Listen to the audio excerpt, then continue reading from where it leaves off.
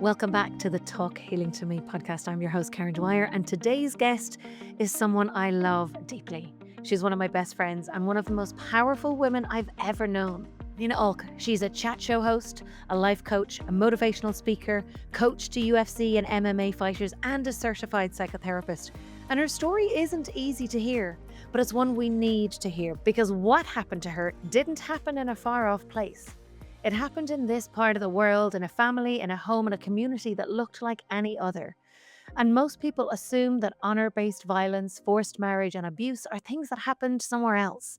But Nina's story breaks that illusion worldwide, and she's gone from surviving unspeakable trauma to delivering a TED talk that's been watched by millions, from leaving everything behind to protecting her children, building a charity, and becoming a voice for women around the world.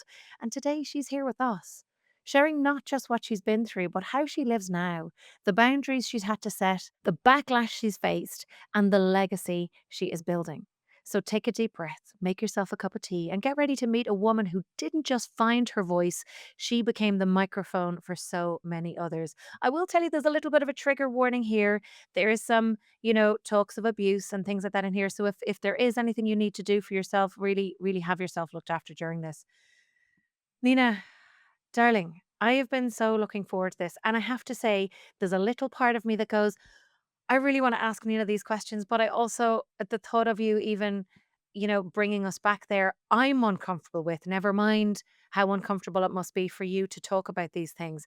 Talk to us. Most people assume that stories like this only happen over there, right? In distant cultures or faraway countries, but yours happened in the UK. Can you take us back to what life looked like on the outside and what was really happening behind closed doors? This podcast is for educational purposes only and is not medical advice. Always consult your doctor. Views shared are personal and not a substitute for professional guidance. I mean, most cases of abuse on the outside, it always looks like it's a happy family, that everyone's well looked after. And even if there's a sign that somebody's neglected, people often don't want to get involved, so they look away. And that's the problem we've got with society. And my family, my father was a very respected, handsome man who was a wrestler. He was on television. He was known because he was fighting quite famous people at that time, wrestlers, and a lot of people respected him because he was a businessman. He'd become a very successful businessman by buying pubs and property all around Loughborough and Leicestershire. So in the community, he'd made it. He was that person that was not only handsome, successful, and he had sons, which was a huge thing. To have two boys is a huge thing because boys are celebrated, boys are wanted, they're desired. And the girl he had was a good girl, and that was me. On the outside, I did everything so that people would see that I was a good girl. I was fearful that they would judge me and my parents would be judged because in my culture, honor is everything. Yeah.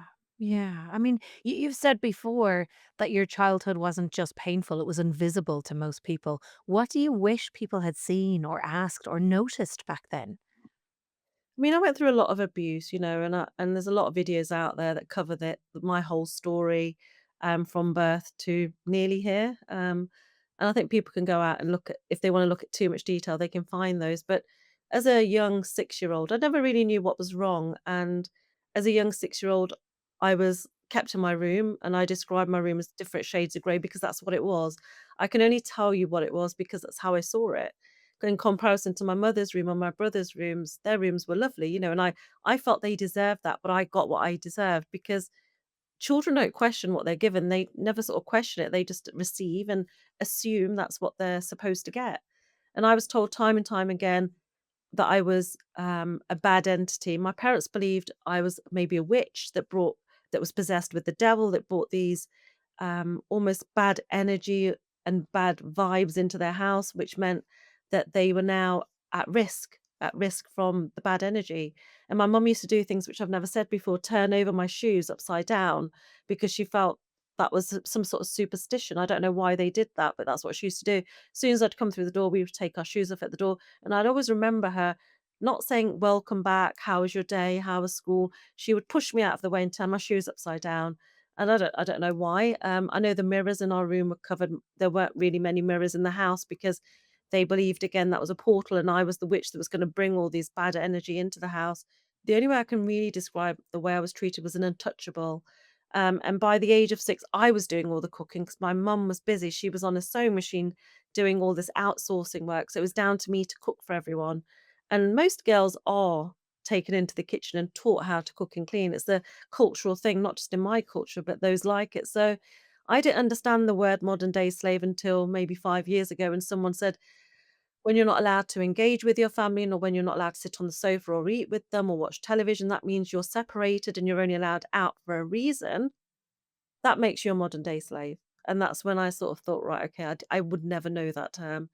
That was just my normality. School was not an escape. It was more of a place to go that I was thirsty for knowledge, thirsty for attention.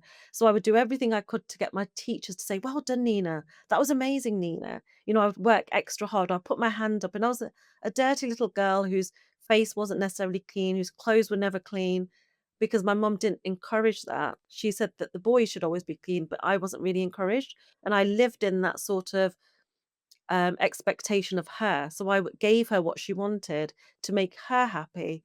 And I knew that if I cleaned my own clothes, I'd be punished, which I didn't want. I didn't want to be beaten, so I wouldn't do anything. But at school, no one really saw me. No one saw me at home. No one ever really saw me until maybe 5 years ago when I started speaking out, I'll be honest. Yeah. What point did you realize that what you were living through wasn't normal? Well, at the age of 14, my dad used to bring back his friends. In my culture, men go out, that's allowed. They get drunk, that's allowed. And then the women have a life of servitude to the men in the family, whether it be the sons, the uncles, the fathers, whoever it might be. And my father used to bring back a lot of his friends because they were living around different areas and they couldn't get home quickly and they were drunk and we had the alcohol. My father owned pubs, so it was the obvious place to go, but also because he liked to have that come to mind. He was very egotistical, very I will provide. So they would come to the house, and I did this for years from a little girl. I remember their voices because I didn't make eye contact with anyone because it's rude in my culture. I didn't speak to anyone because it's rude in my culture. I was literally used to almost drag myself along the wall coming down the stairs so that I could like slide down, nobody would hear me, because we're not supposed to be seen or heard. And it's seen as rudeness if you look at someone in the face. And even now, I've noticed it lots of times when I was doing a talk recently, training the police. I sometimes have to remind myself, look at them, because I don't want to. It feels alien to me. It's not something I'm used to. So I used to do this every Friday or Saturday, depending on when he went. Sometimes he would go on a Friday, sometimes he would go on a Saturday, but it would always be one of those 2 days. And things became apparent to me that my life was not normal on this event, which was the fact that I'd cooked for them, taken the food in. I had then waited at the bottom of these grand wooden stairs that I described because that's exactly what they were. And I remember waiting and thinking, they're really loud, they're really drunk. So you can see the bottles of Johnny Walker whiskey lined up outside, thinking, how long is this going to take? I wanted to go to bed.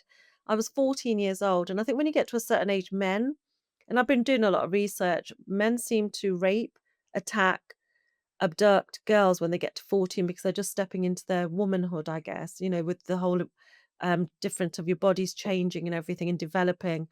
And sadly, that's a day that I'll never remember. I always say to people, my father had never spoken to me, he'd never touched me up until this day, and the way that he touched me, no father should touch his daughter. I remember it was the first time he held my hand, but not in the way that you would want your father to hold your hand. He took away um, that young girl's childhood. He ripped my little bit of joy that I had. I'm so sorry, Nina, that this happened to you. It was a case of I was called in to collect the dishes, but when I went to get them and my head was down, my father grabbed me by the wrist. The tray fell. I was then thrown onto a low table where he wanted to rape me, but my legs seized. My body just went into a spasm, which meant he couldn't. do what he wanted to do. So he broke my nose, and he broke my nose so I would release my tension in my body and allow him to rape me.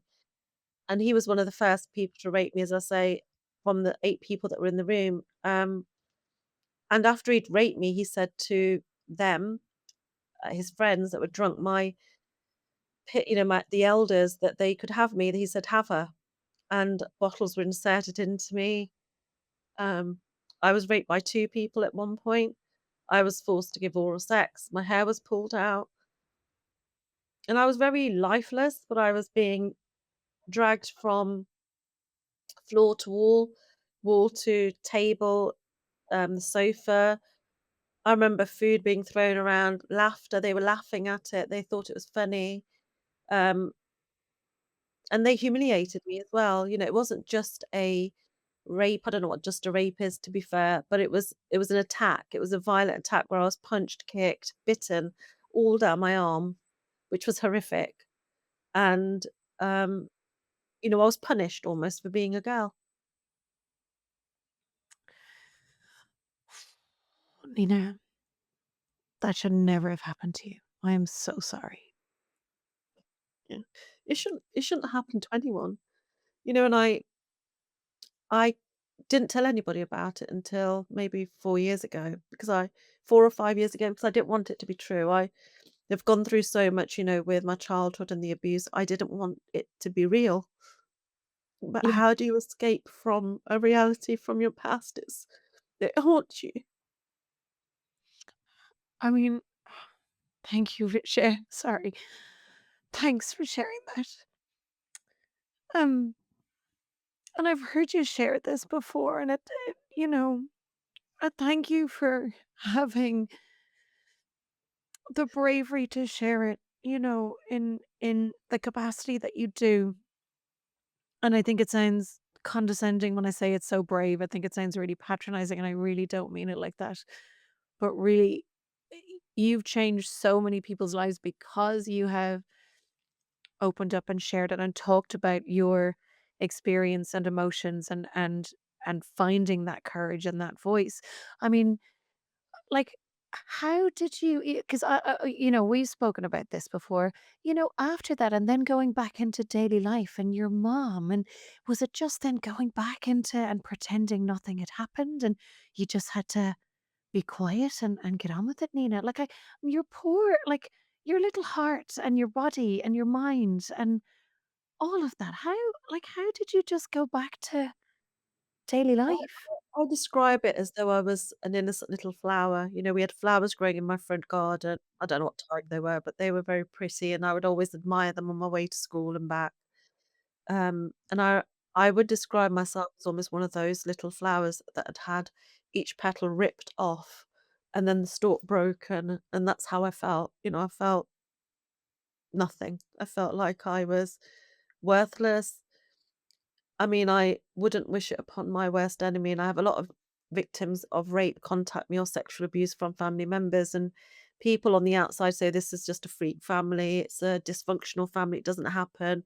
Oh, it happens in their culture, but it happens in every culture. It happens to a lot of poor young victims, and the reason young victims don't speak out is because we're taught to be quiet, and there's a survival in that silence. You are almost safe, weirdly, in that silence of not making it worse. And how can it get more worse? You would think, but it can.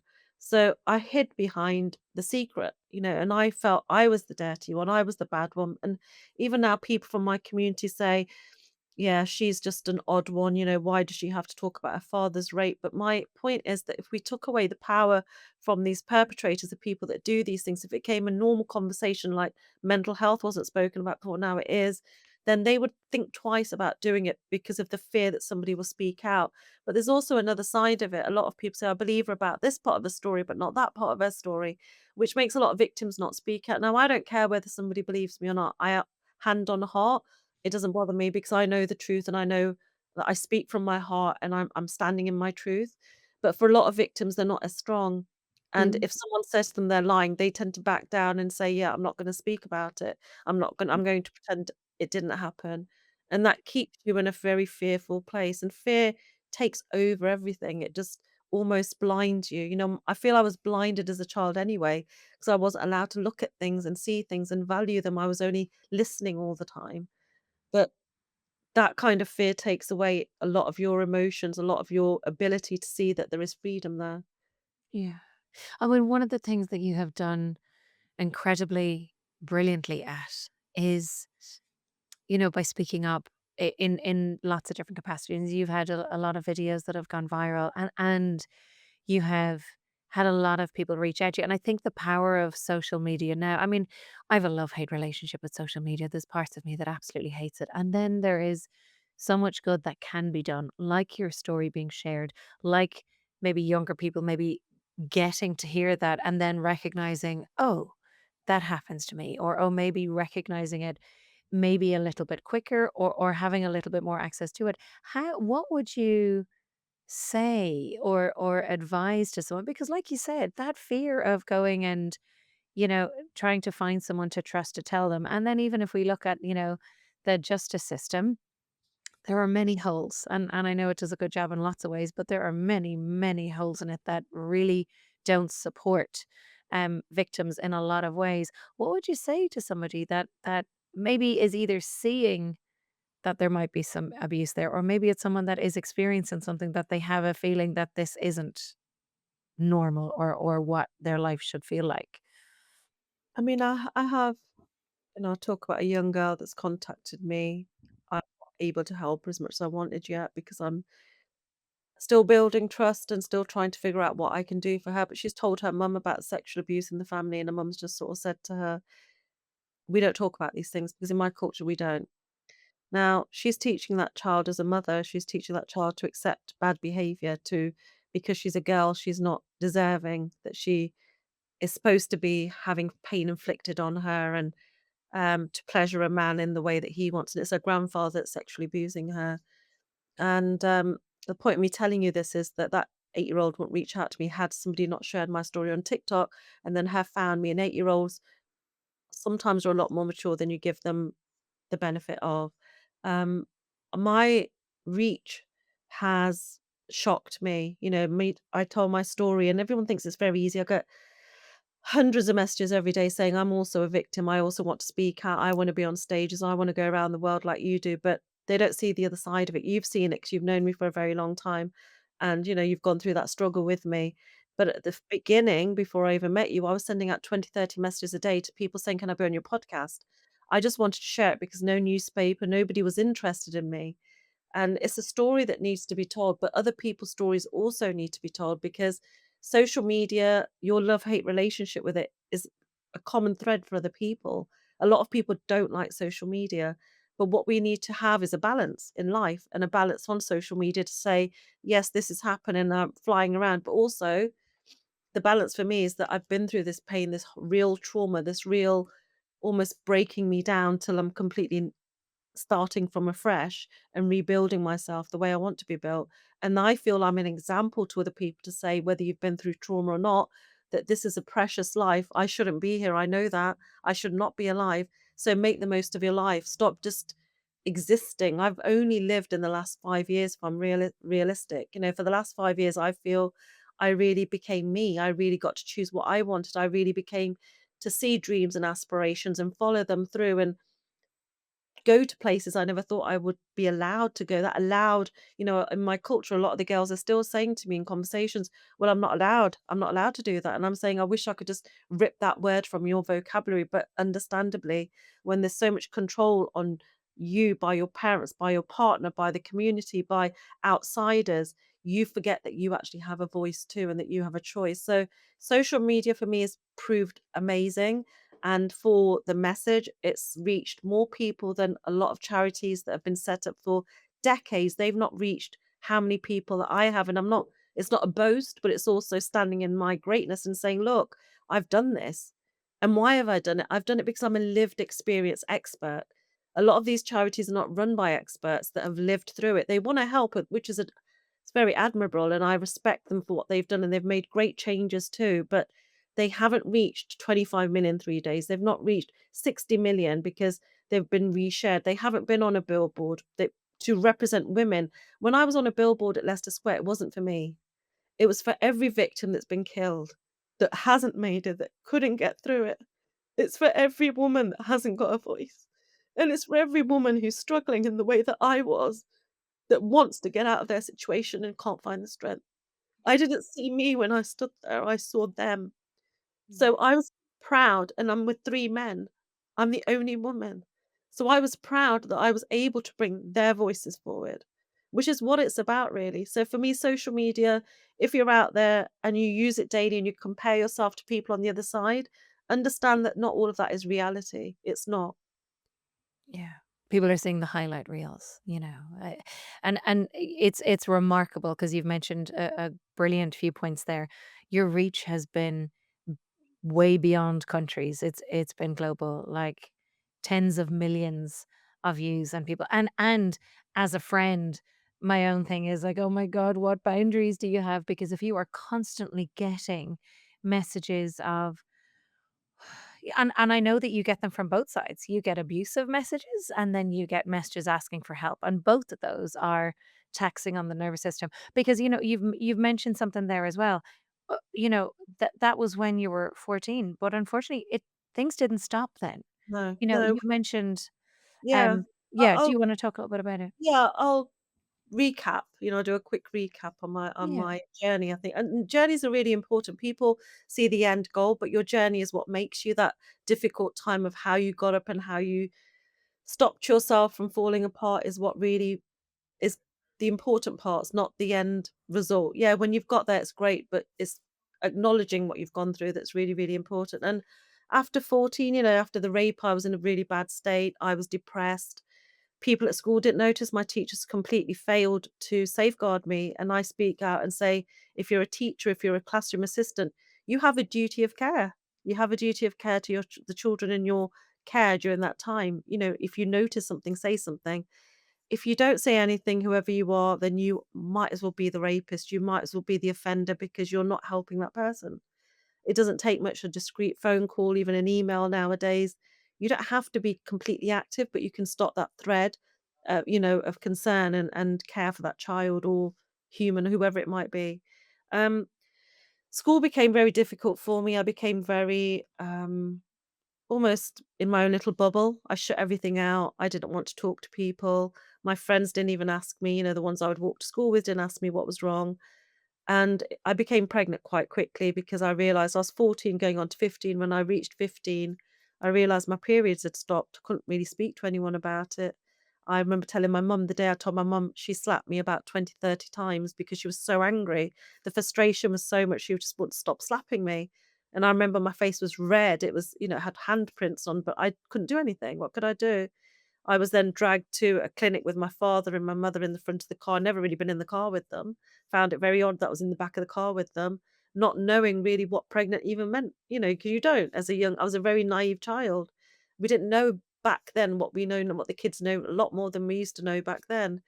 And I always talk about this, and this is a lesson that I teach other people that bad things are going to happen to us regardless of if we can try and avoid bad things happening 24/7, something bad will happen. It's the yin and the yang of life. It's what you choose to remember and the lesson you choose to take away from that that counts. And I went for an abortion. Yes, it was horrific. Yes, I remember every detail. Yes, I remember the stainless steel type of beds we had to lie on and the gowns we had to wear and how I felt choked by the gown string. I remember what they did. I do. I remember the gas and air being forced on my face, and you feel like you're suffocating. Someone's got their hand again, and I'm reliving my father with his hand against my face, raping me. So those are the bad things. But what I choose to remember is after the procedure, I'm sitting on a grass verge, and a lady with blonde hair. I remember looking up very slyly, sheepishly, not wanting to make eye contact, but I caught her hair and she's giving me this cup of tea. British people always think that if you have a cup of tea, everything's fine. But to be honest with you, at that moment, in that time, as a 15-year-old, everything was fine because she gave me this symbol of you matter.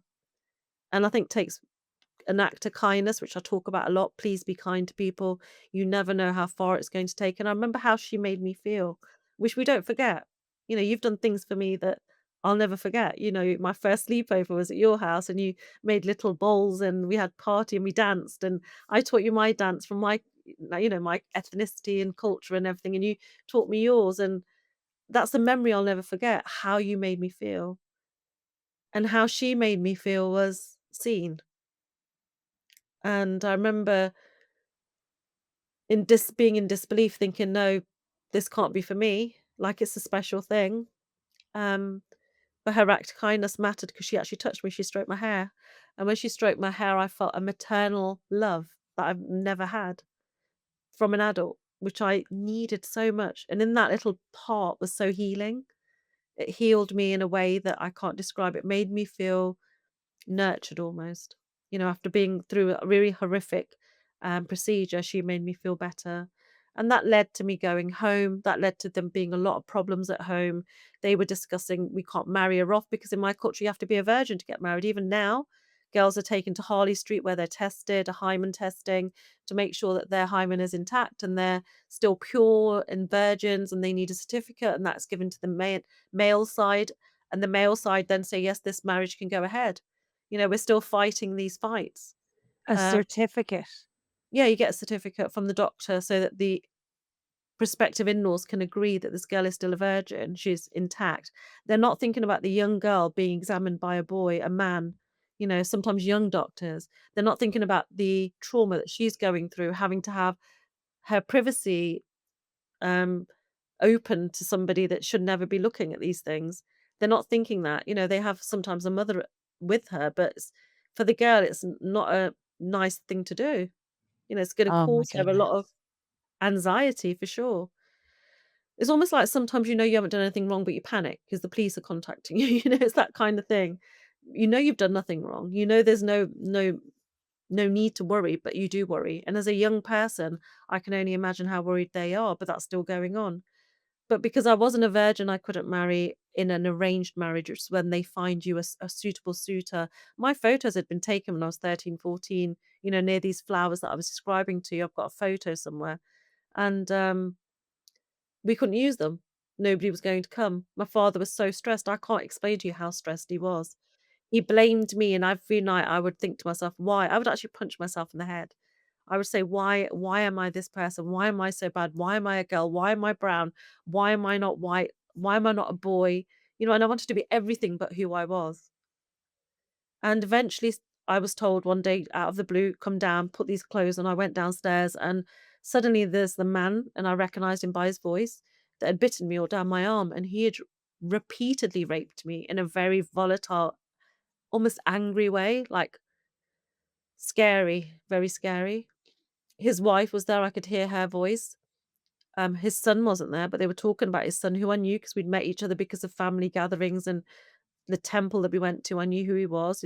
Knew my father for a long time, and he was very respected in the temple. This man that had bitten me all down my arm, who my father's friend who raped me, and he said, "We'll take her." And all of a sudden, there was this chiffon scarf placed over my head. I remember sitting. There's money being placed in my lap. I'm being told to hold it for a minute. I'm being told to hold it, and my mum is stuffing sweet. It's called barfi. It's like an Indian sweet, and they're putting it in my mouth. And I'm thinking, do I eat it? Do I spit it out? I don't know what to do because I really didn't know what to do. I've got a few photos, and I look at them and I think, my God, you poor, poor girl. I want to take her out of the photo because she's visibly scared. There's no Mm. smiles. It's not an engagement where she's happy. And it was a forced marriage, a forced child marriage because I'm still 15 and I'm being traded. Money is being exchanged. It's not a dowry. People say this is a dowry, which are very common and it's very similar. But my case was very different because they were paying for the silence. It was a trade for the silence to take away this problem. The problem was me. I was repeatedly referred to as the problem. Wow. My father said to him, "You can do whatever you want when you take her. We don't care." My mother told his wife, "Over here, she cooks, she cleans, she does all the laundry. You can have her for whatever you want." But she was saying, "I want all of that, but I also want extra. I want kitchenware. I want this. I want." And they're making big, big demands on money and gold and these expensive things that they wanted. And my father was agreeing to it all because his back was up against the wall. He had no option. I felt bad for my parents because regardless what happens to us in my culture, and I know the Irish culture is very similar, our mothers and fathers mean everything to us. They've raised us, they've sacrificed, they have given us everything that we would never have. So we have to give them everything back. We owe them our lives, literally. And And that's what you were trained and brought up with. that's how I was brainwashed, I call it now.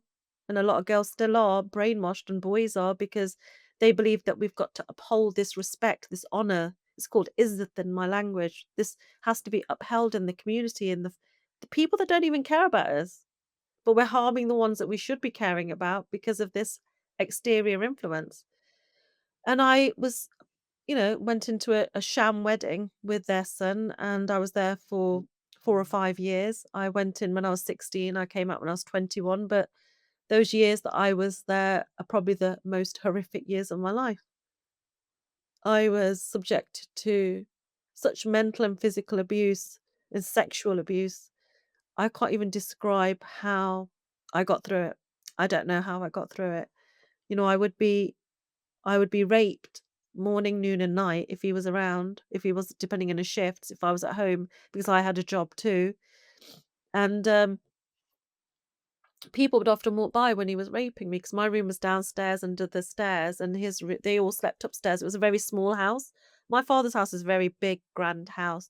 Their house was a small little terrace, and everything seemed very compact. Everything seemed very small. Um, but he would hold me down. He would talk um, down to me and belittle me and call me a whore and everything, and tell me that my father broke me so that other men could have me. He told me that no man would want me anyway, and I was lucky that I was in their house, something I heard a little while later again in another relationship. But he made me feel worthless to a point where I started to hate me. I started to want to take my own life, because they would strip me before they were going to somebody's wedding, and that meant they would be out for all day, which meant I would be stripped and sat in the sitting room, in their sitting room, and I would have my hands together like this, but I wasn't tied. My ankles were tied with a coat hanger. He would straighten a metal coat hanger, and the ends would dig into the sides of my ankles and make them bleed. And if I tried to move, it would just go straight through my flesh, because the old metal coat hangers were very rigid. And he did that so that I wouldn't go anywhere. It was like a control thing. There was one phone which was probably a few steps away from me, but who was I going to ring? Who was going to save Nina? There was no one coming. I knew that from a little baby, that no one was coming to get me. And as time went, I just was very demoralized and very down. My mother-in-law, and no one talks about this, but in-laws in my culture and other cultures are exceptionally cruel. They can make you feel like you don't belong, that you shouldn't be there, that you're not good enough. They talk down to you. My mother-in-law was exceptionally cruel, whereby I've said it before. She put my head into the bin, she forced it in. I remember her having a hand on the back of my head and literally yanking it down for me to eat out of the dustbin, because she'd put my food in there. She told me I was a dog, and, he told me I was a dog because he used to rub my nose in the carpet where I'd soiled. I was just treated in a very inhumane way in this home, and I didn't wanna be there. And I started staying out, working more. I got a second job. My first job was at a large corporation. I was a manager by 17, trying to please people again, but I had a different personality. I'd walk in and go, "Hi," because I was happy to be out that house, I'm not gonna lie. I smiled sometimes because I was out of the house. I played along. We have different faces for different places, and I was doing the same. It's a survival game. I got Mm. another job, selling kitchens, which I loved, because I was speaking to people all day long, and I kinda liked it. I was talking to people, I was out the house, but there was a girl there and her boyfriend, and they made friends with me. She was Indian Punjabi like me, and, she was a Sikh, which is the religion, not my identity, and she said to me, "You know what? My parents have changed. I'm dating an African guy. Go home. They'll be different with you." And Nina's always been and still is this romanticizing person who daydreams. And I still do, I daydream because I talk to you all the time. And I was daydreaming that I would go home and I'd be pulled in, and my father would love me, my mother would love me. I'd almost forgotten and washed my memory of all the bad things that had happened. And we do this in relationships often.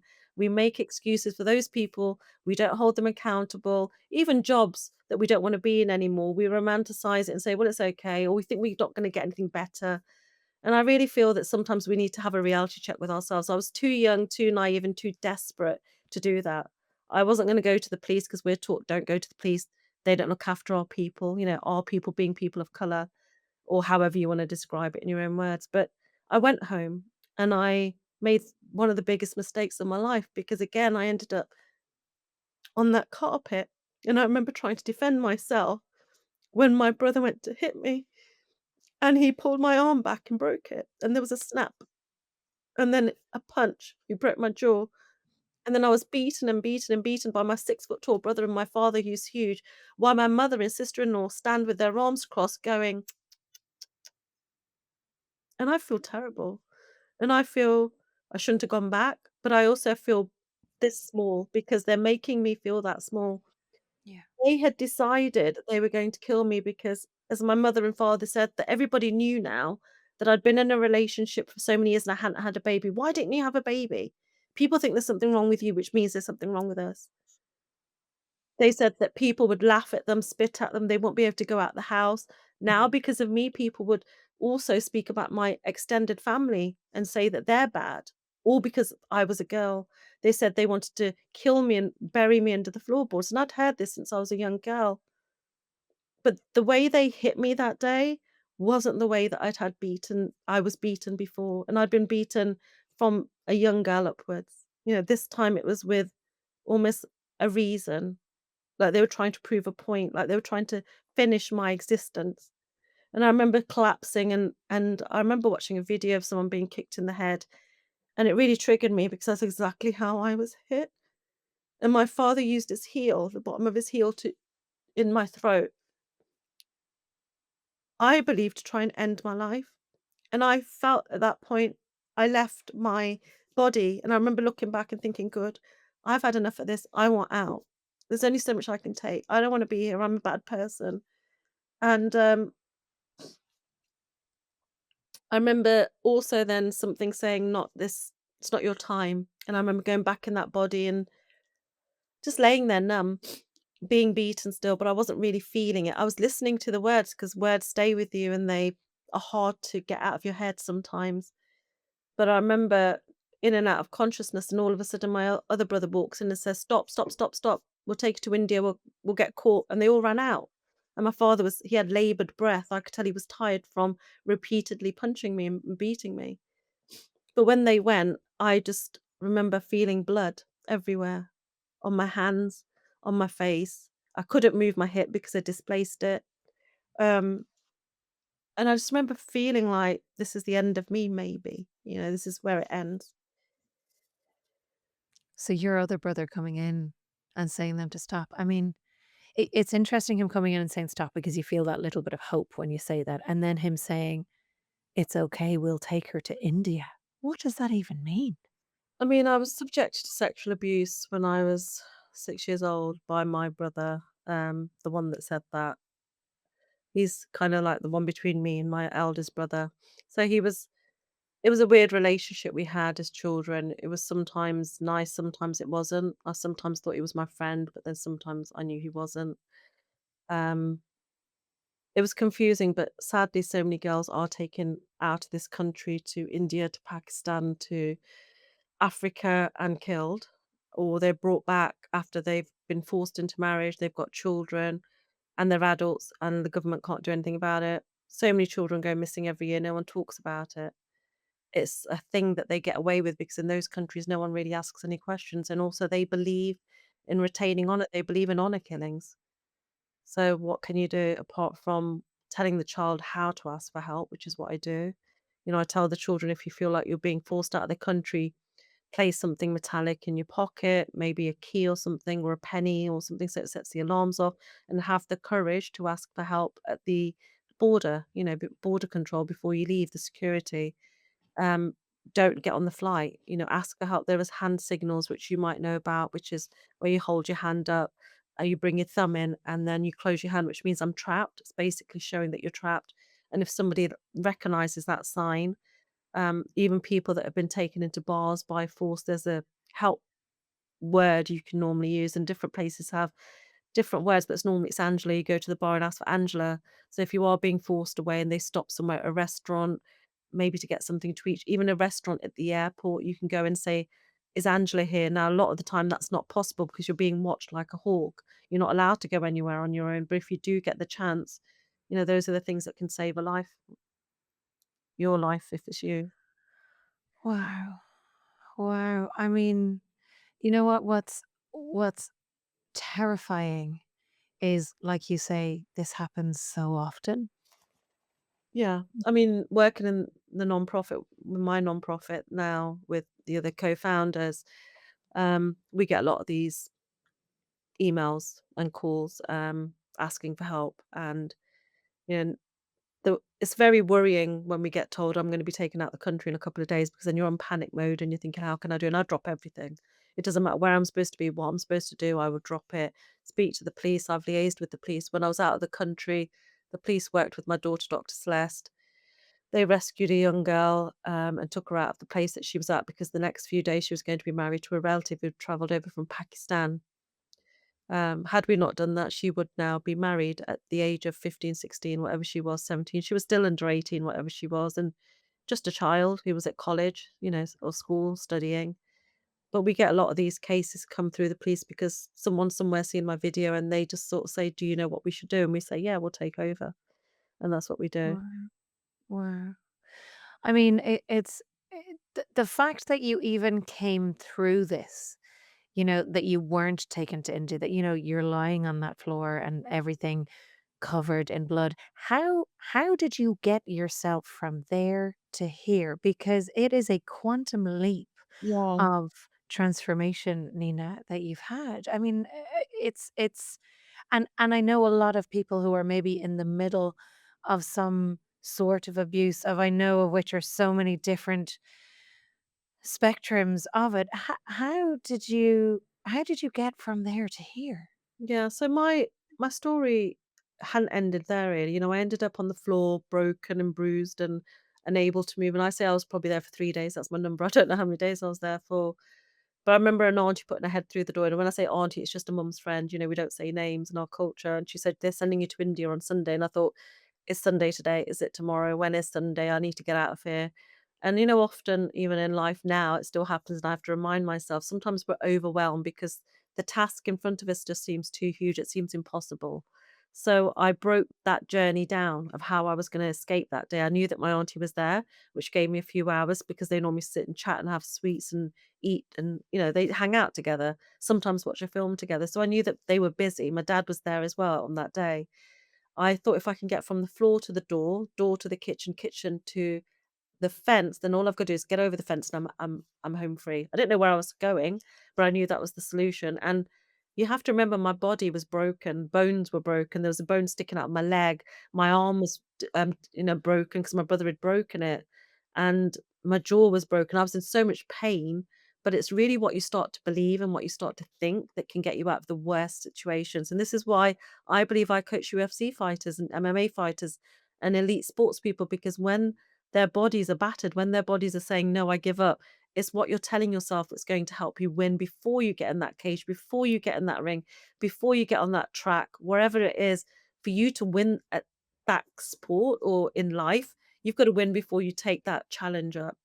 And I managed to get out, but the crucial lesson of this whole honor killing attempt was it takes one person to believe in you, and that was my dog. I don't know if there are any dog lovers listening, but she was my everything. She was my only friend. She was the one person that would tuck me in at night, say, because I had no bed sheets to pull over me. I didn't have a duvet, but she would sort of back into me and make me feel warm and less alone. And I remember her coming around the corner and I thought she was going to start to bark. That's what she did, but she didn't. She sat there very calmly. And I think dogs have this ability to connect with humans when you are very down and they know that you need something. And I remember touching her wet nose and begging her. Literally, tears were streaming down my face because now I don't have the energy. I don't have the strength. My body's switching off. The adrenaline is way gone long time ago. And she looked at me and looked up. And I thought, she's giving me that sign. And sometimes we ignore signs. The universe sends us sign after sign. And sometimes I've had people say, "Do you know what? Someone told me that last week." So someone else said exactly the same thing. And I'm saying to myself, I'm giving you what you need to hear, but you're not listening. So somebody else is going to come after me, or you're going to read it, or you're going to listen to it in a music, listen to it when you're listening to some music, and you're going to recognize these words and then understand this is what you have to do. They're like subliminal messages. She was giving me that message to say, "You've got this. I believe in you." I've never had anyone believe in me from the age of nothing upwards. if I'm being honest. I didn't believe in me. A lot of people don't believe in themselves. They self-sabotage. They tell themselves they can't do it. It's too much. They give up. But there's beauty in not giving up, which is why I'm still here, I guess. And I did Mm. get out, and I did get to a police station. I went to my friends for help. They weren't there. Went to a police station. Then the police let me down. They failed me. I didn't go in there saying it's an attempted murder. I said it's an attempted honor killing. Now I Mm. want to change the language and laws so that if anybody goes in, they know what to say. But even if they say the wrong word because our culture teaches us this word, they'll be taken seriously and they will be helped because there is no honor in killing is the name of my TED talk, and there really isn't. But it's just another word for honor, murder.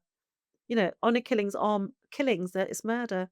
If I said attempted murder, I know I'd have justice. My father would have served his justice, and maybe that would have stopped him doing what he did later on. I went from the police station to a hospital, completely ignored there. Now I want doctors, nurses, healthcare workers to understand that if you don't understand something, don't shy away from it and have that uncomfortable conversation. Make that uncomfortable conversation happen so you can help that person. Because I needed one person just to come in the hospital and say, "You don't deserve this." I felt I deserved it because nobody came and told me any other words. So I believed the words, my parents' words in my head, I believed them. And then I ended up in a refuge. I ended up back at my friend's. My friend had left her husband, her partner. And maybe a year later of being a tenant to him because he'd given me a room to stay, I had to pay for it. Being his tenant, he raped me because he got me drunk. I didn't love him. I wasn't attracted to him. I don't know what attraction meant. I just knew somebody had given me a place to stay. I cooked and cleaned, gave him my money because that's what I did from day one. So he must have seen me coming as an easy person to do all of his work, pay him all the money. And I never thought once about me, never. And I 'Cause you stayed had been taught to serve. You'd been all taught to have hours, everyone else's needs looked after. and that's what I was doing from a young age. From if I'm doing that from 6, I've been almost groomed into a life of servitude. I'm accepting things that are not okay because I'm not speaking out, because I don't have my voice, I don't understand who I am, that I even deserve it. Basic human rights, I didn't know I deserved those. Sadly, so many other people don't know either. They just accept it because it's just they say it's the cards they've been dealt with, which is not true. There's a whole new deck of cards. Get rid of these and go get another one. And you get the cards you want. You get that ace of spades. You make your life matter. You make your life amazing because you can. You deserve it. Yeah. So what age are you at this point now, Nina? So now I'm 45. I have 3 children with this partner. I've lived with him for 23 years. I've Mm. escaped my honor killing. I've escaped being brought down. I'm now a successful millionaire with property and businesses, and my children are in the best schools in the UK, and I'm unhappy, but my children bring me joy. They keep me going. I have lost a baby because I was thrown down the stairs being 8 months pregnant and left that hospital wanting to run back in and say, "This is my child. I need to take him with me." But the universe has its own plans for us. And I don't understand why I lost him, but I also know I wouldn't have my youngest, who you've met, if I didn't lose him. And I wouldn't be without my youngest, Mhm. who sadly, after 23 years of me being with his father, became homeless with me nearly 10 years ago because of domestic violence. My pillow was set on fire, literally. As I was sleeping, my daughter recalls seeing the burnt and charred pillows in the bath. That's where her father threw them. A lot happened in those 23 years I won't go into, but I went from having maybe 2% of value to my life to having 0. I was told I was ugly and fat all of my life. He told me that men would never find me attractive, that I was ugly, stupid, dumb, and I believed him, even though it was me running all of the businesses and they failed since because I left them for him to run. Um, What was the moment where you knew I have to leave for myself and the kids? oh, you'll love this one. I didn't know that. And I wish I could say to you, yeah, I made the decision to leave and I knew that it was wrong. It wasn't getting better. And anyone that's listening to me, I hope they forgive me for not looking after my own children because I didn't put their needs first. I didn't see them. But when you're in these situations, you're almost blindsided and you don't see the dangers you're in and you think it's just happening to you. But I know it wasn't just happening to me because of what comes next. But you can't think. You can't think straight. Oh, she speaks perfect English. She could have left at any time and asked the police for help. It's not that simple because you don't know that you deserve help. You think you've got a plan up here, but the plan never really is put in place. And also, you think you don't deserve better because you'll never get better because of what the other person's telling you. They almost have their hooks into you and they don't want to let you go, and you willingly stay there, making excuses for their bad behavior. But domestic violence affects the whole family. It affects anybody that's in it. The children listen, the children learn, they're affected. And at the end of it, my daughter got a text message, "You've met Dr. Celeste," and, she got a message on her phone, Karen, and it said, "I'm sorry," and the picture was of me asleep, her brother slumped on a table. She thought, "This is wrong," because every time I took her to the train station, she would say, "I'm gonna get a police conversation. I'm gonna have a call from the police that tells me that you're dead." She goes, "It's gonna happen." She just kept saying it, and I said, "Why would you put these words out there? Why?" Almost trying to reassure myself, not just her. But Yeah. she got that call, but in the form of a text message and a picture message, and her father basically had filled the whole house up with gas. He'd turned on the cooker stove and left, took pictures and left. And hours later, Celeste had got the message. He didn't send it straight away. He knew what he was doing. And when I got woken up by Celeste not giving up calling me because I was in a totally different world. I was gone. Somehow I heard this ringing and I thought, am I daydreaming it? And I remember waking up feeling very groggy. I could barely get to my feet, and there was a thick smell of gas. Oh my So I went goodness. into the kitchen for water, and as I'm getting my glass of water, I turn and see he's left all the taps on, and I realized what he'd done. And I remember dropping the phone. I didn't even speak to her after that because I was panicking. And you go into panic mode. I picked up my son, didn't run out the house. I ran upstairs, opened the windows to the bedroom, and then at night he just locked us in. That's what he used to do, lock us in our rooms and open in the mornings. It was the next couple of days when my son went to school and he begged them for help. And he must have felt so scared. He must have felt so desperate, so unhappy. He'd just come out of hospital because he's got an autoimmune disease, which we've spoken about lots of times, caused by stress. For him to have that decision, to make that decision that I need to get myself out and I need to get my mum out. So I Yeah. not only owe my life to my daughter, I owe it to my son because he took that one step to get us out.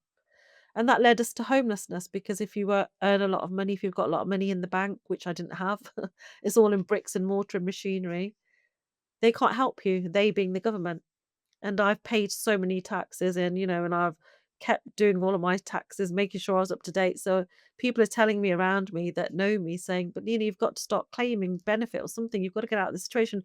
But pride is saying no, which led to us being completely homeless until somebody opened her doors up and said, "I can't bear to watch you in this situation. Let me take you in." Again, another act of kindness. She changed my whole life. Mhm. Not thinking about what she didn't have. She thought about what she did have. She didn't think about the cost of having me there. She thought about saving a life. And during that time of being homeless, the police contacted me and said that we need a character reference from your about your father. And I thought, oh, is this finally justice for me on one thing? Because of the honour killing, and that's what I said to her, is it was because of the honour killing, and she didn't know anything about that. She told me that I had a sister, a half sister that he'd had out of wedlock, and he said to the girl's mother that I want to take Julia, which is my sister's name, to a party, and he bought her ice cream, and he took her, and he didn't take her to a party. He took her to several airports. Again, no one's asking questions about this girl who looks nothing like my father, who doesn't know my father. She's with a stranger. She barely knows him. She would have visibly been scared, confused that she's supposed to be going to a party and she's on an airplane. But no one stopped her or him. And he sold her to traffickers. It's a school in the north of India where they harvest organs. Some children survive. I found the school on Reddit, and a lot of people say the school needs to be burnt down, and I agree. Um, and suddenly I was faced with the knowledge that he felt he could do it again. He felt he could commit an honor killing for the sake of honor in the community again. It was a little girl, and I couldn't deal with it, if I'm being honest, Karen. I Mm. couldn't get my head around it. So I shelved it, which is what I do. And I think that's another lesson to people. If something's too much, just put it aside for a minute, come back to it when you can do something. Because if you try and do something with it when you're not emotionally available or you're at the best version of you, you're not going to be able to do anything. But years later, when I'm 50, I've now moved away from the area. I'm in Surrey, where I live now. I'm standing on a grass verge because I need gardens. I can't do without, nature around me. And I'm standing in my garden, and I'm doing what I used to watch on YouTube and Instagram. I am beautiful. I am successful. Trying to believe it, but I'm not really believing it. But the more I did it, the more I did believe it. People say they don't work, but they definitely do, because you start to rewrite your own reality. And then the realization comes in that my mother, my father, my teacher, my neighbors, the people at the temple, they all had a version of me, but what's my version of me? And I knew that my dad didn't teach me to ride a bike, but he taught me how to love unconditionally. I never made them a meal angry. I made them a meal knowing this was going to feed their souls. I wanted to love them. This was my connection to them. I did everything from a place of love. My ex partner, I never did anything from a place of anger. I looked after him. I cared for him. I didn't love him because I didn't know what love was. If you've never been loved, if you don't love yourself, you think you know what it is, but you don't truly. But suddenly I felt so much love for me. And none of this exterior mattered so much that people were calling me fat. They still call me fat, you know that. They called me ugly. None of it really mattered because I knew inside I'd been a good person. I don't lie. I don't cheat. You've been with me. You've sat with me. You know my energy. I've only got love and support to give people. I don't do things for ego or to show people. I do it because I don't want anyone else to suffer. I don't want anyone to go through what I went through. You've taught me so much about softness and strength and coexisting. How does that affect your romantic relationships or just relationships in general, Nina, having come through so many instances where the people that you should have been able to have faith and trust in, who you were in their care and had a duty of responsibility to you, who failed you in most instances, have failed you. How does that affect your relationships, romantic or otherwise? This episode of Talk Healing to Me is sponsored by Clean Boss, created by Joy Mangano, the legendary inventor behind the Miracle Mop and a pioneer in clean innovation. Clean Boss is a botanical disinfectant that kills 99.9% of viruses, germs, and bacteria. It's safe for food surfaces, soft surfaces, and baby high chairs with no toxic ingredients and no rinse required. It's also a degreaser, odor eliminator, and all-purpose cleaner that works as hard as the chemical heavy stuff without the health risks. Check it out at getcleanboss.com/Karen for a clean, better, and living safer life.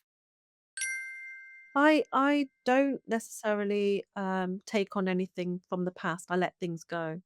So I know I'm not the same version Nina I was 20 years ago, 10 years ago, even 5 years ago. I'm not the same girl. Not the same woman. So I never judge people. When I meet people, I meet them for who they are now. I've met a lot of people, and a lot of men are interested in dating me. I get a lot of death threats. I get a lot of victims reaching out to me. I get a lot of survivors reaching out to me asking for help. But I also get the odd marriage proposal, like, "Hi, I want to marry you." Which Not just your average dick pic sent in a DM. No. I'm not talking about that one, but No, but we don't want those. No one wants those. nobody wants those. But I don't know whether Nina will ever have a relationship that she wants to have. I care about a lot of people, but then I feel even friends and family, it sometimes is a bit of a conditional love. And finding somebody that wants nothing from you, just to love you and raise you and help you to be that better person of you, is quite a rarity. But it's not on my to do list. My to do list is literally to save the world and leave it a better place than I found it. I wasn't born into love, as I say, but I believe I am that love the world needed. I created Mm, that love from within. So I don't take what I was taught by my mother, my father, my brother, my ex-partner forward.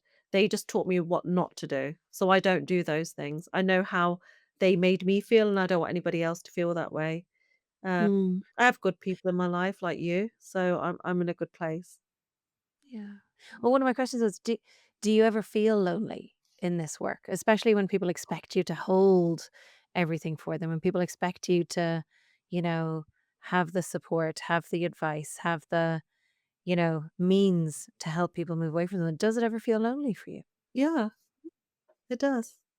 It's it's stupid, but it's a lyric in a song. Sometimes it's lonely at the top, and that doesn't mean I'm at the top of anything because I always think if you're looking down on someone, there's nobody looking back at you in a good way. I don't look at down on anybody, but the role that I have in life in this world is a lonely role. Yeah, Mm, because it's me that's and there's three of us in the non-profit, but everyone has their own roles, and it's me mainly that deals with all of the messages. And sometimes I get hundreds in a day, but I yeah. desperately look through them because I don't wanna make sure there could be one person that's on the end of her tether that might not hold on to life, and I've had men, about to commit suicide, and they've needed somebody just to hear them, and I believe I am that person. Does it get exhausting? Yes, it gets exhausting. Do I practice self-love and care?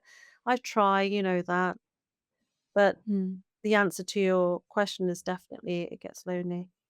yeah. How did it feel when that first person or woman reached out to you for help, and what kind of shift did it happened inside for you? Yeah, so I was still going through my transition, as I call it, from the old Nina to the new Nina. And that's when I knew you. We were both in a class. We'll give James Whitaker a shout out because we were both learning how to navigate our lives and how to create this brand and everything. And he was a true gift, I admit. Some of the best times of my life were being in the back of the class with you virtually. Um, and that's when people started to reach. Us not having done our homework and both texting each other being absolute naughty school kids. We were school kids at that time. But I don't know, we're going back about 4 or 5 years, aren't we, Karen? So Yeah. people are starting to reach out saying, "Hey, I saw your" whatever it was, "I saw you talking about it or I heard you talking about it." But they were mainly resonating with me, not asking for help. So they didn't feel alone. So although I was helping in a different way, I wasn't helping hands-on. How did it feel? It felt like I was supposed to be doing that work. Brilliant that people were resonating with you. You've had, and thank you to James Whitaker for introducing us. That was just so much fun and opened up so many different conversations. And that's what led you to visiting Ireland and having your first sleepover, which was so much fun, and the party bowls and river dance and all the rest. But you've gone from, people resonating with you from stepping into actually setting up a charity and then going and helping other people either escape or giving them the tools, the means, the communication to do that. How does that feel when, you've dealt with your own trauma? But I've no doubt it comes up when you're looking at a young girl that you mentioned earlier on that's going through what she's going through. How does your body respond to that, Nina? How do you keep yourself in such a strong sense of self and be able to help other people at the same time? Because I'm sure it's a balance. Yeah, I mean, I have good days, bad days. I had this campaign in my head that I was going to, if you remember, I had this campaign in my head. I wanted to deliver 100 messages to the world. That meant 100 people could take that message on. And I was trying to create a domino effect. Didn't know Mm. where it was going. And I was getting really tired. Number 97th is the one that went viral when I was about to give up. So please, if you're trying something, if you want to do something, if you have a goal, if you have a wish, just keep going. Do not give up is the message there. But number 97th went to 25 million in 3 days. It was reshared to over 60 million. I don't know how many people have seen it. People are still watching that same video and reaching out to me saying, I've just watched this video. Now other people have actually branded it on their names and I've not even been on their show. So that's that. But it's divine timing. It happened when I literally had set up the non-profit. I'd registered it because it was getting too much for me. There were too many people coming forward saying, I need help, I need help. And I thought, this is too much for me. I had racked up a credit card, which no one knows about, of about 4 or 5 thousand helping women and girls that needed desperate help because I wasn't prepared to let a life be at risk. I didn't want anyone to live my old life. So I was doing everything I could. I set up the non-profit with the idea I would get a grant. I didn't apply for a grant. I just still did it myself with what I earned. Um, and I'm proud that we've helped, supported, moved, connected with over 16,000 people just in the year, and now even more. But I do get triggered sometimes because I wanna take that pain away from someone, but I'm also it's like a catch-22. I'm happy for them because I know they're not going to be in that situation anymore because 'cause I've kind of walked their shoes, I've walked in their shoes. So I say walked in their shoes? How does it go? Yeah. Yeah. Yeah. I've been there. I've been there like they have, so I don't want that life for them, so I'm happy that they've come out of it, but at the same time, I know how they must be feeling. Not a couple of Saturdays ago, I sat with a white British woman because we help anybody from any culture. If you're suffering, we will do what we can in the UK predominantly. I worked with another non-profit. We got this lady and we had to pick her up. So we picked her up with her children in a taxi. We took her to a safe place and we're chatting with her and filling out forms. And then we get the police lady to come and take the all the documents that need doing. We're doing everything. And the little boy is saying, I want my toys. Mummy, I want my toys repeatedly. And she sat there numb. And I didn't get upset at the time, but I saw me and my youngest son in that moment. Of when we were leaving, he asked to take one thing, and that was his mattress. How he thought we were gonna carry a mattress around, I don't know, but that's what he wanted because when you're in that situation, your brain doesn't think, you almost switch off. Then you're in disbelief, you're in shock. It's like a grieving process. You're grieving this life that you thought you were going to have, this person that's supposed to care for you, this person that's supposed to protect you. You're grieving that, and you've got to leave it behind and start in a world that you don't recognize. It's all very scary, it's all very new. You don't see it as, "Wow, this is a great opportunity." You don't. Everything seems to be very overwhelming, but I know had I have had someone like me at that time just sitting there, stroking my back like I was doing first, she was getting cups of tea, I'm playing with the children. My son gave me some books for the children. He said, "When you go, take these books," and I will. But for her to have this new place, that we moved her to a new place, a blank canvas. She won't know it then, but she will know it in a couple of months' time that that was a great place for her to restart. I came home, I sat on the bottom step of my house and I cried. I cried because I was happy. I cried because I was able to do it. I cried because I also wished somebody had done it for me and my son. So I started this nonprofit because I Googled honor killing charity. Top one came up and they ignored me. And I felt this small. I didn't want money from them. I wanted somebody who understood it, understood my support. I was suddenly alone. I'm the black sheep of the family. The community have turned their backs on me. I'm the bad one. I'm the one who's got a big mouth. I wanted someone just to say, "Hey, we got you. We understand you." Support is everything. If you have someone to support you, if you have someone to believe in you, I know you've traveled all over the world to support your friends. I've seen it. To have that one person just sitting there with you, just that hug, that excitement of knowing someone's there for you, to cry with you, to listen to you, it means everything. I didn't get it. I did get a message from the same charity when I became viral to say, "Can you post this for my nonprofit?" And you can imagine my response. So, my charity was set up because someone rejected me. I'm happy that it happened because, again, the universe is leading me to what I'm supposed to be doing. And now I train the police. I sit on two boards at Scotland Yard advising them what to do. I sit on the Home Office on a board to do a forced marriage. I'm one of the only people there that have been through a forced marriage. I'm not a yes person. People don't like me because of my directness, and that's okay because I'm not here to be liked. I'm here for change, and I'm here to show people that you can have an amazing life just like I am living if you just stop worrying about everybody else and start living in your own truth.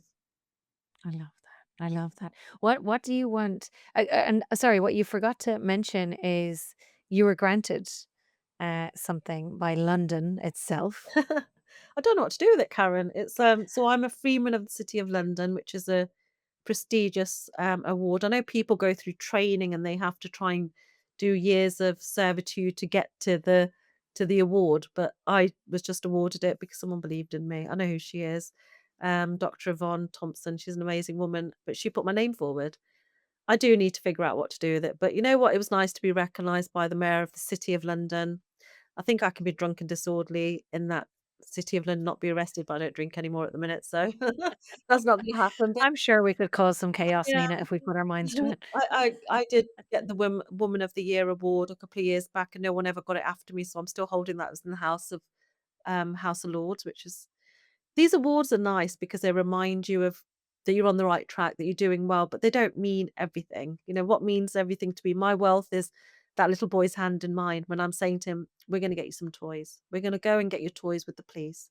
You know, those that eyes, the eyes when they brighten, when I said to the lady that I'm gonna come and check you maybe in a week or two's time, see how you're getting on. If you have any questions, contact me anytime. And suddenly she's looking at me thinking, "Thank you so much." But she's also becoming a different version of her. I know when I see her next week, maybe she's gonna be that little bit closer to who she should be. And the children will not be growing up walking on eggshells, worried about their father beating their mother, which sadly is the case for so many people around not just the UK, but abroad. And, people often say when they read my story or they see my story that it's to do with immigration, it's to do with my culture, but the problem is the problem, which is this treatment of gender-based violence. Wherever it is, it's wrong, and we have to start as a community standing up in society and saying, "These things are wrong and they're inhumane, whoever they're done to and wherever they are done in the world." It's an Hmm. injustice. Yeah, there really is. Thank you for doing that work. I'd love to know what do you, because you do have so many accolades, right? And I think what you said is beautiful.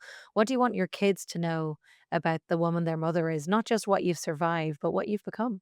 So, my children, every time I say I'm going to do something, I've done it. And I haven't necessarily done it because I'm proving anything to them or myself. It's just I believe that that's in alignment with me. I remember when they were little, I used to listen to TED Talks day in, day out because it would make me feel lesser of a person. It would motivate me to do more in business. I've got an exceptional business mind. I think on a business level, I'm very intellectual as to what the person needs from me and what I can provide. So I've been very able to transition from forecasting colors, which is what I used to do for large fashion brands, to printing. I used to wrap cars, and I would only wrap baby Bentleys because I like the car. But also, I sold that on. So they've been watching me do a lot of things that probably haven't, not what a normal mum would do, or what a normal mum's perceived to be doing. The coaching the UFC fighter, I flew to Vegas a couple of months ago. It's not what you expect a mother to be doing, but I want them to remember that anything's possible. They are really good children. You've met 2 out of 3. They all come from a place of love. They all are very respectful. My daughter, if someone can't afford dental treatment, will often tell them, "Don't worry about it," and pay for it herself. My son will sit that extra time. A lot of doctors they're stressed anyway, and they have a lot of long hours, but he will stay longer with that family member just to support them if they've had a loss or anything. So he's compassionate, he's caring, he's loving. But I think if they remember me just by the woman that went against all the odds and did it, I'll be happy with that. I love that. I love that. I have one last question before we jump into our quick fire round, and that is, what is the message you'd whisper to any woman, maybe who feels like she's at the edge or unsure if she can leave or rebuild or rise? What would you say to her? Probably that I did it and you can do it too. If I say you can do it, it doesn't really work. But if they see somebody else has done it and she's doing it, it gives them hope. And I think a lot of people, when they watch my videos and they've listened to my story, they say it's a story of hope. So I'm rebounding off what people are saying back to me. Yeah, I love that. I love that. Okay. Are you ready for the quick fire round, Nina Aouilk? Let's go. Okay. The first of 10 is, if you followed your childhood dream, what would you be doing now? I'd be an author. That's what I wanted to do. And I'm writing currently, as you know. She's doing it. I love it. For anybody that doesn't know, the last couple of days, Nina and I have been on Zoom for the entire day, writing and getting shit done. My It's been book's very coming, busy. guys. Yeah, I love it. Watch out. I love it. The second one, what advice would you give to your younger self? There's a reason behind everything. Everything happens for a reason. Mm, yeah. Wow. That's pretty profound hearing what we just heard. Tell me, who inspires you the most? I've said this lots of times, but it's the people that no one ever sees doing anything. It's like the delivery drivers. I had a delivery yesterday. I missed it. I saw him on the corner, and he went out of his way to make sure I got the delivery. It's the people at the checkout tills that have got 60 items, and they say, "You can go in front of me." The nice people, the people that just acts of kindness on a daily basis, the good people. Yeah. I love that. I love that. Was there a particularly dark day that turned into a positive, and what was the lesson? Oh, so many dark days. I suppose it has to be the honour killing. Um, I was happy to have died that day. I was happy to have just not be here, but I know now that that's what I harp on about day in, day out, and more people know what an honour killing is, what they can do about it, how they can support a victim and a survivor, and more importantly, the police are learning how to address it. Yeah, well done. All in your clearing, Nina. Brilliant. Brilliant, brilliant. What does your ideal day consist of?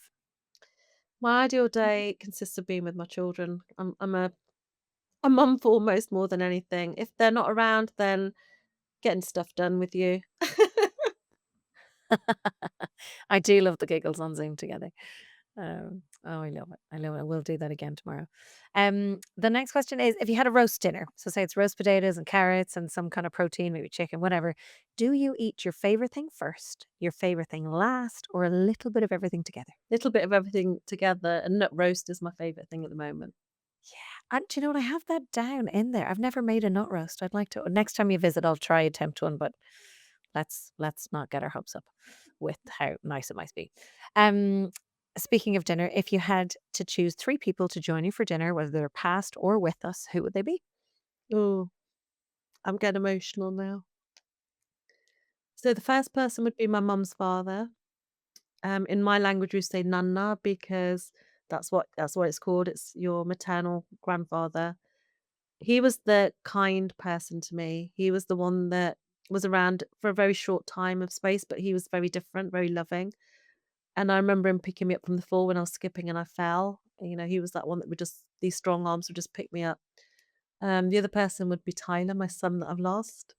Just so I could It was help. just his birthday. It was just Yeah. his birthday, just so I could watch him eat, just so I can watch him be. Um, and the third person is probably going to sound strange to people when they hear it, but I was trying to help a lady um, probably last year, and she was being sent back to Pakistan because she has two daughters, and they said that she was at bed and because she was giving them girls, and they were going to take her back and kill her. I built up quite a friendship with this lady, not never seeing her, but talking on. She talked on Facebook, which I was terrible at because I'm not used to Messenger. And I told her, "Don't leave, wait for me. We're going to help you." And I really wanted to help her because there was a lot of me I saw in her, the way she got married young and everything. And she found an opportunity to leave. She was at the bus stop and with her two children in a suitcase, and the police found her dead on the road because somebody had run her over. I believe they had killed her, the family, but I couldn't prove it. I had a few missed calls from her, but I was out that one day that I chose to go out and I never got to speak to her. And it stayed with me forever that the parents, the children's father was given custody of the children, obviously, because they took the children Oh, back to Jesus Christ. despite me telling the police this is wrong and he's going to take them to Pakistan, please at least stop them going out of the country. But I don't know what happened because they never took it further. They said the case was closed. I felt like I kind of failed her. So I'd want two more seats at the table. I'd want her there and I'd want my sister Julia. Oh, Nina. I'd give my seat to my sister. Of course you would. Sometimes I don't know how you just go through day to day, Nina, because there's so much that you've come through, and I know it makes you who you are, right? But Jesus Christ. I get emotional, when I speak about my life, my journey, I get emotional, but it's not a pity party. I I know. tell my story so that people understand these things happen. I speak perfect English, but the ones that can't speak it can't explain what's going on. The ones that don't know how to put words together for people to listen to them, it's their voice coming through from me. So I know I carry a lot of weight, but I choose to because I know the only way forward is to use myself as a vessel, a messenger, which is what I'm doing. on a day-to-day basis, you talk to me, you know that I'm fine. I'm not crying. But when I go back, it hurts because these are things that were done to me that should never have been done to me. No child should be harmed and treated like a modern day slave or beaten or sexually abused. Nobody in this world should be treated badly. And I'm grateful every day, I'm grateful because I'm still here. I'm still alive. I've got another day to do something, make it work, make it mean something. So Mm.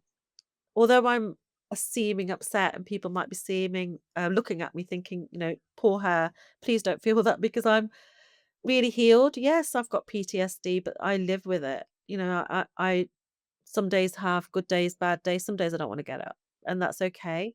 Some days I'm up before everyone else and I'm dancing around with music in the morning and I'm doing my own thing and I'm contacting people and I'm super productive days with Karen.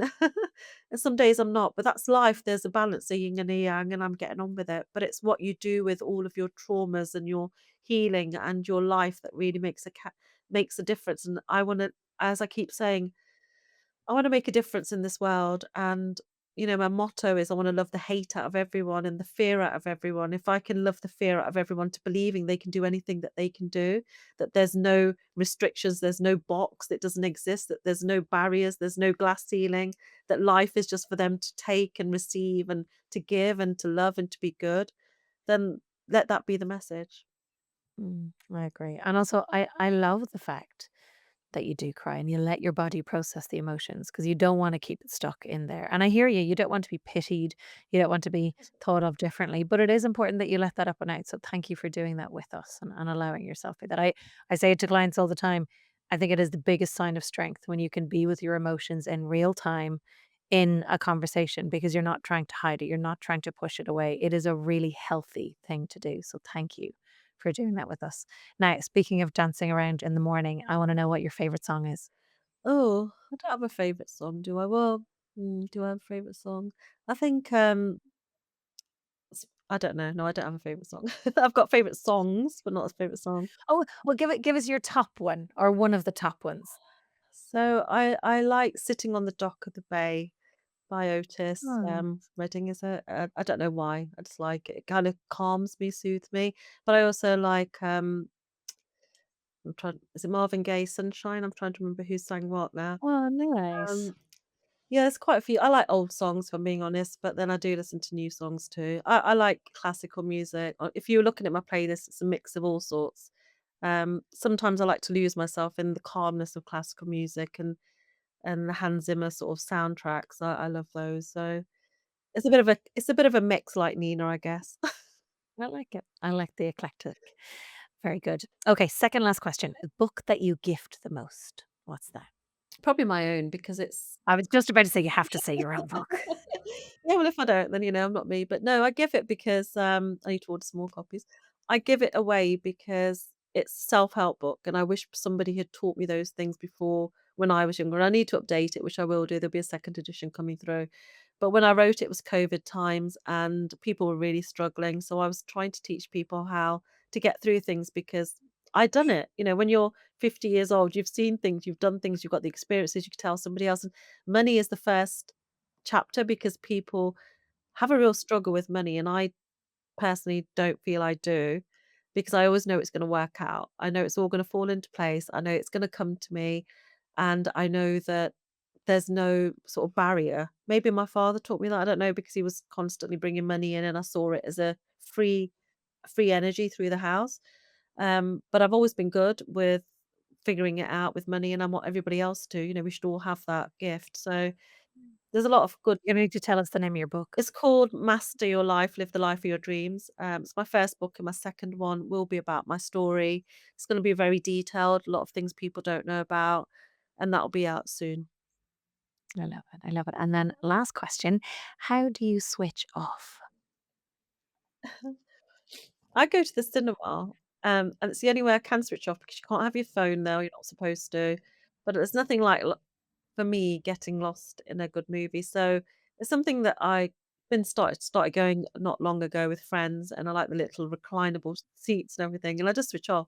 I just love to do that, or go for walks with my daughter or my son, or even on my own. Walking is good in nature. I love it. I love it. Love it. Nina Aouilk, you are a force. a truth teller, a mother, a rebel with a cause, and one of the fiercest, kindest souls I know. Thank you for trusting us and Talk Healing to Me with your story today, and for sharing not just the fight, but the humanity behind it. And to anyone that's feeling cracked open or seen for the first time, please know you're not alone, and there is always a way forward. And if Nina's words have moved you, share this episode with someone who needs it. And if you're looking for support, we'll include links to her charity, her TED Talk, and her work in the show notes. And until next time, stay fierce, stay soft, and keep healing out loud. There is always a way forward. Thank you, Nina Aouilk. Thank you.